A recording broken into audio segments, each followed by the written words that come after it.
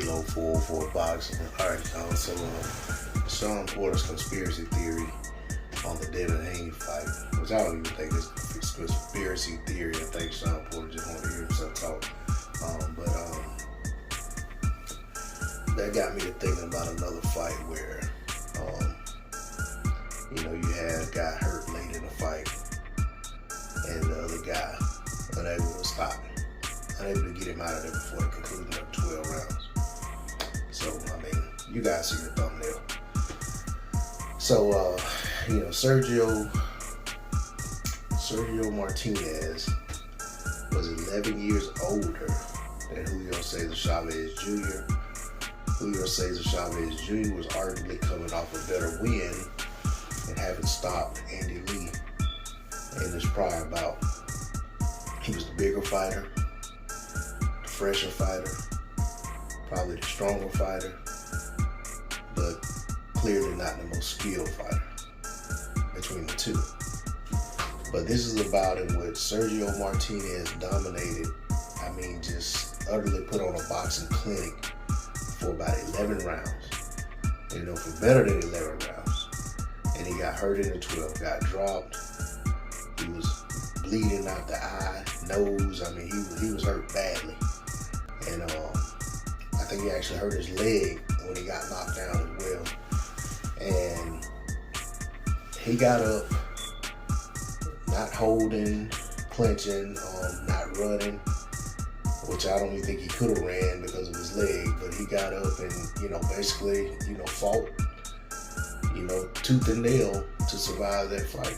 I think his will, propelled him to get out of that fight with a victory and not allow a man that he dominated for 90% of the fight to take his victory away from him in the last 10% of the fight. And, sometimes it's just a matter of will. Sometimes it's a matter of skill. But that doesn't mean that if a guy is able to survive danger in deep water, that the other guy was somehow complicit and in on allowing him to survive just for the sake of some kind of fix or something like that. I think in this fight, you had two guys who had dislike for each other. Both guys felt like they were the better fighter or going to win the fight. But one guy was superb. He happened to be the older guy with more mileage on him.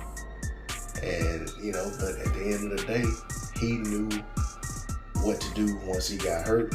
And he found a way to win the fight. And he won the fight wide on the scorecards because of the work he put in prior to getting hurt. And I would dare say that the work he put in prior to getting hurt played a part in why he wasn't able to be stopped when he got hurt later in the fight. All of that work he put in had to have taken a toll on Junior. Even though he was able to hurt him late, he wasn't able to completely capitalize and close the show. So just another example of, I mentioned some examples in my video about what Shawn Porter said, but it's just another example that really highlights, how a guy can be hurt bad late in a fight and find a way to win. And I didn't hear all of the conspiracy theories about how it, how it looks suspicious or fishy and quack like a duck and none of that old silly stuff. That's all I gotta say. So the D-Lo 404 boxing, like, share, comment, subscribe. I'm out.